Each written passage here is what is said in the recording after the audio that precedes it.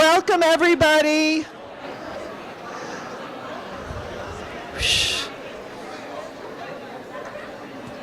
Welcome. I'm Rebecca Dorman. I have the joy and the privilege of now completing my 5th year as the director of the Office of Early Childhood and Invest in Children. We're thrilled to celebrate with you all here today as Invest in Children is now completing our 14th year. And we're very pleased this year to have the Schubert Center for Child Studies as a community partner with us on this event. And of course, Schubert Center is at Case Western Reserve. So this has been a very good year for those of us who believe in investments in early childhood. It sort of kicked off with the State of the Union address, where the president announced a very robust early childhood agenda. I think it may be the first time early childhood really got called out in a State of the Union, and it was very exciting for me. I was in Washington at that moment, but I could hear the cheers and the shrieks of joy coming from Cleveland and all of Ohio when the president talked about the importance of early childhood and investments. And just within the past few weeks, in fact, the Strong Start for America's Children Act was introduced in Congress with bipartisan support. And that is the program that would create true universal preschool for all 4-year-olds under 200% of poverty across the country. And I really hope all of you will take action and ask your congressional representatives to support that legislation. It's really landmark legislation for our country. In Ohio, our Race to the Top Early Learning Challenge grant is really in full swing.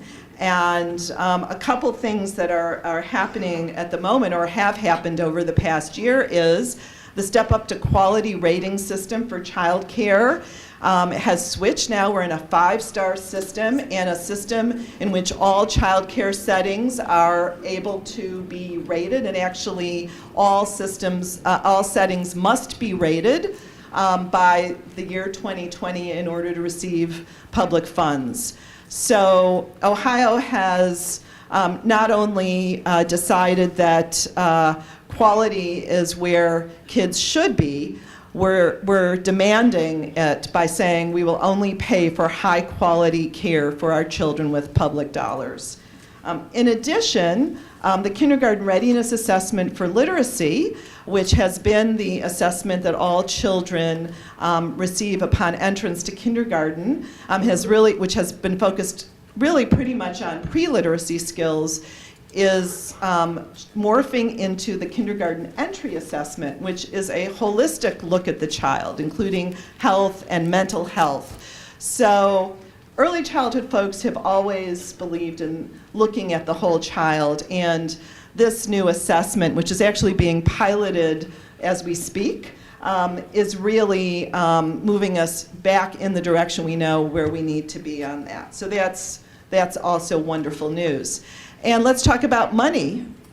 On your table, there are some brochures about the new expanded preschool slots in high-quality settings for 3 and 4-year-olds under 200% of poverty that came about because $32 million got added into this biennial state budget to expand high-quality early care and education to children across the state. So I know there are still slots available. This is a wonderful opportunity for families who are not already in the early care and education system and doesn't require work and training like a child care voucher or subsidy does. So if you know of families who could take advantage of it, please take a flyer, and we've also got information on our website. Locally, I wanted to recognize a couple wonderful developments that have occurred. With the leadership of the Board of Developmental Disabilities and Help Me Grow, our early intervention system has been transformed. We now have an evidence-based system of teams, transdisciplinary teams that go into the natural environments of children and really help parents play a key role in the early intervention work with their kids. And it's always hard, change is hard, but I think we're already seeing some of the benefits to children and families.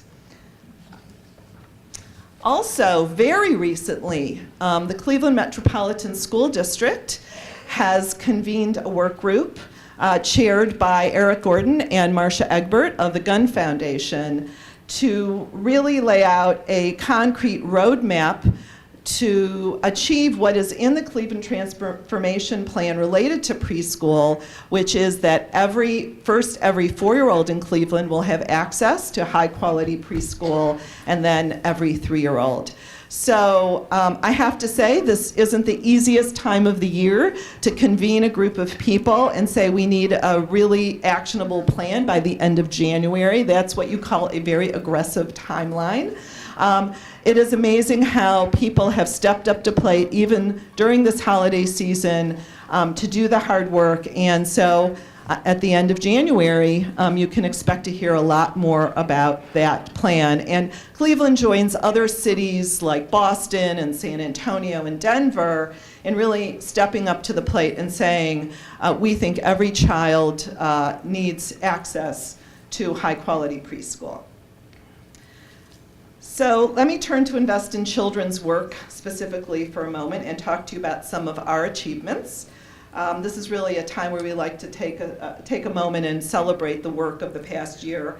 At the core of Invest in Children are the continuum of services that are provided through our 6 amazing lead agencies and over 50 community agency partners. So through Help Me Grow with Director Melissa Manos, we served 900 families in our Bright Beginnings home visiting program. Invest in Children's funding to the Moms First program, which is in the Cleveland Department of Public Health, which is led by Karen Butler. Our funding allowed 414 additional families to receive prenatal and continuing home visits. 800 families received early childhood mental health services via our collaboration with the Adams Board under Chief Bill Denahan. With our partners Starting Point, led by Billy Osborne Fears, 1,600 children across the county received high-quality preschool in our very well-known universal pre-kindergarten program. And 120 families received Spark early literacy services via the Literacy Cooperative, which is led by Bob Papanetti. Finally, through our Welcome Home Newborn Home Visit program, which is implemented by the County Board of Health, led by Terry Allen, 1,600 families received a visit from a nurse in the first weeks following birth. And I just want to share with you a quick story that I actually just heard very recently about a Welcome Home Visit. So you all may remember that 5 years ago, this was a universal program funded by the state, and unfortunately then, as I say, the economy happened and the state eliminated funding, but we were thrilled that we were able to patch together funding and now have local levy dollars supporting the program, although it's only for Medicaid moms now, and it isn't universal. We still have dreams of making it universal again, because we know how much new parents appreciated it. So at this home visit, we have a mom who has made the very wonderful decision to breastfeed her baby. But through some bureaucratic snafus with paperwork, she didn't have the right prescription to get a breast pump, which you really need to help you as you're breastfeeding. And the nurse was able to sort of cut through all of that and make sure this mom got the breast pump that she needed. So I don't know if that seems like a small thing to you, but to me what that symbolizes is here's a mom who probably has challenges, she's on Medicaid, who's trying to do the right thing for her baby, with a good start. We know nutritionally and also the relationship between mom and baby is really facilitated by breastfeeding. But then sort of the systems out there, and it's not supporting this mom as she's trying to do her best by her child. And I just think it shows the role that Invest in Children plays in our community, that there was a nurse who was there, who was able to step in and help that mom and support her to do the right thing. And I think that's what, oh, dear. So I do think that's what it's about. Those kind of small victories or big victories happen in all of our programs.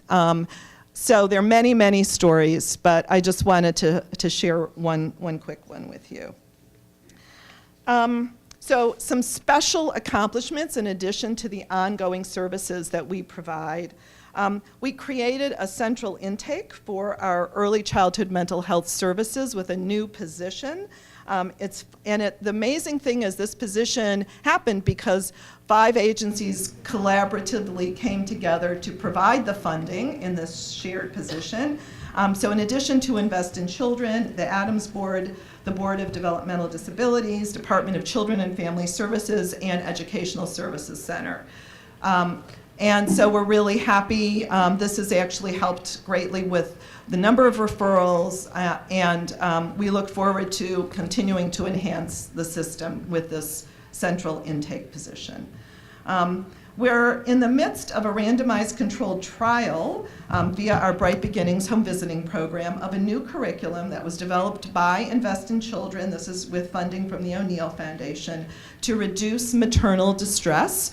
You know, home visiting programs have typically focused a lot on child development and parenting issues, and the O'Neill Foundation, through its Positively Moms initiative, really saw that something else could help, and that is really focusing on the moms and moms in distress. And so our innovative approach includes a web-based app that provides a personal dashboard for the mom who sees her stress levels over time as she inputs them on a computer tablet and the progress towards her goals.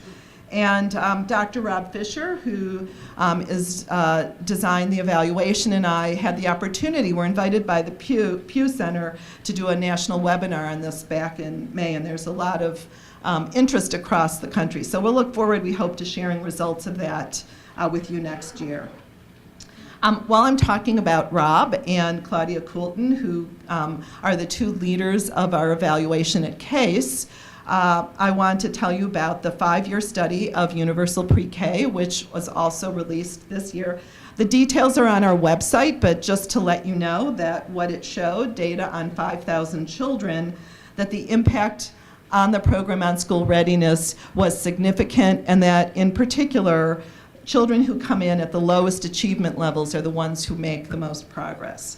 So we're very thrilled with those results.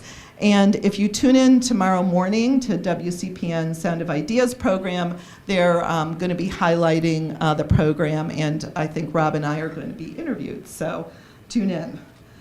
A couple other things related to our partnerships. March into Kindergarten, a wonderful partnership campaign to get parents knowledgeable about what the transition to kindergarten is all about, and in particular to register their child well in advance of the school year. MyCom was a significant leader in that. Invest in Children and many other partners in the community have all been working together, and we're going to be able to really look at the data to see our kids registering in advance, which allows children to be ready, families to be ready, and schools to be ready for the kids who are going to be walking in the doors. Our partnership with A Promised Neighborhood is continuing, and we look for ways to continue to enhance services in the Promised Central neighborhood and work together, early literacy skills, and school readiness being a key foundation in the pipeline in Promised Neighborhood. In a minute, you're going to hear or see, actually, about our collaboration with the Children's Museum, so I'm not going to talk about that now. You'll get to see that. But a few thank yous now also to our county executive and county council who have clearly demonstrated that they believe in the work of Invest in Children. And as you know, we've already been able to expand our UPK program and our Bright Beginnings program with enhanced funding in the last budget cycle, and we have hopes for this budget cycle. To our private sector funders who've supported us over this past year, we're so grateful to the following foundations: Bruning, Cleveland, Sisters of Charity, Gund, O'Neill, PNC, Eaton, Troy Mart, United Way, and the What to Expect Foundation, and all totaling nearly $2 million in private support. And I think what stands out to me is that these are funders who have stayed with us for many years and understand that this is not an in and out kind of funding situation. This is an ongoing need in the community. Many thanks to our evaluation team at CASE, again led by Rob Fisher, Claudia Coulton, and we have a wonderful new member of that evaluation team, Dr. Beth Anthony, who is sharing her time working only on Invest in Children work and Promise Neighborhood work. So another evidence of shared funding and coordination in our community. Last not least, I want to recognize we have a small group of very dedicated volunteers from the National Council of Jewish Women who have been working with a select number of students in our UPK program. They work one-on-one with those kids using lit kits that we have with Starting Point. It's a great partnership, and it's wonderful to have those volunteers supporting us as well. So, I guess at this point I want to pause and I want to recognize all of the people in the room who make Invest in Children possible. So this is the time when I ask anyone who funds our programs, delivers our programs, works in a lead agency, is a volunteer, all of you who make Invest in Children real and living, to please stand so we can all applaud. So please stand now. Come on, roll over.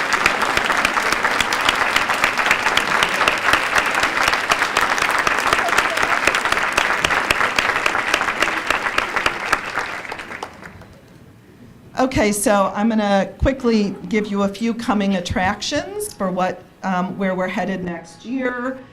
One of our biggest challenges is that low-income, stressed families can be very transient, moving from place to place. And it's a challenge that we continue to work on. But we also know that there are a lot of high-need families who are living in public housing. And so we've started to talk with our public housing, CMHA, about how we can work together to more effectively deliver services to families in public housing who are a bit more stable in their residence. There are a lot of young children and families living in public housing, and also potentially develop some new programs in public housing. And Jeff Patterson, who's the CEO there, has really been very excited about this new enhanced partnership.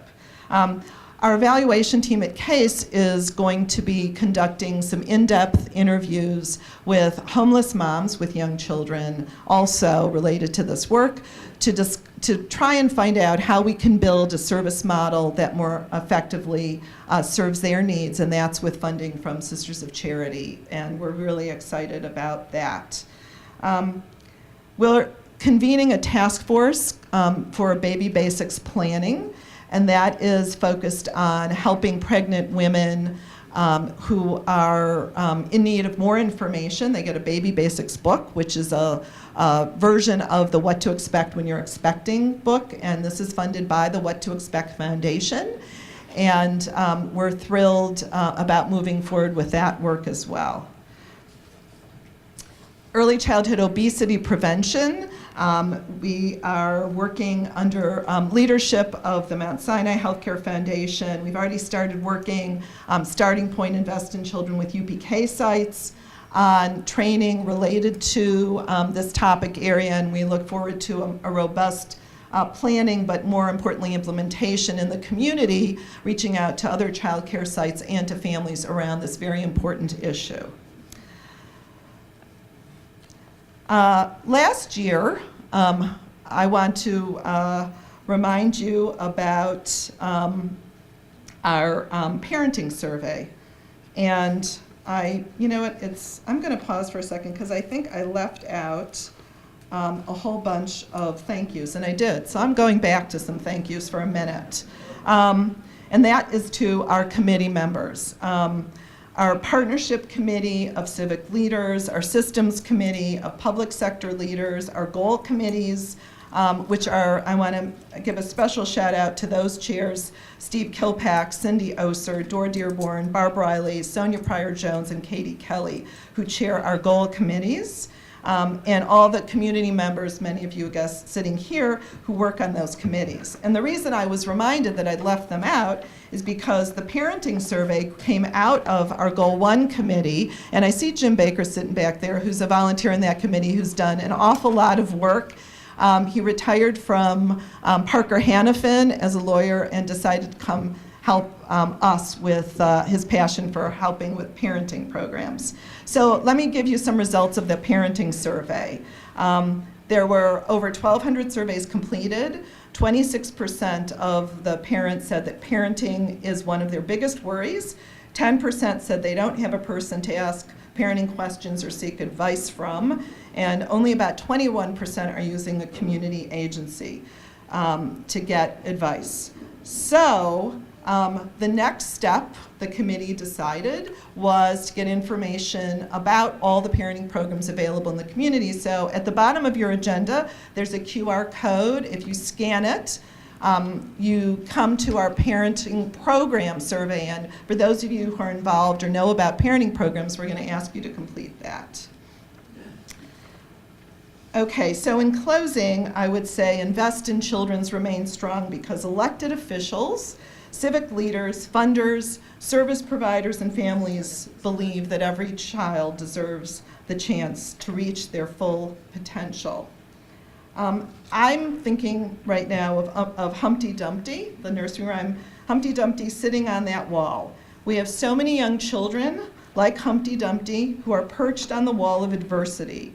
They come from families where poverty, homelessness, violence, mental illness, substance abuse are all threatening to topple them.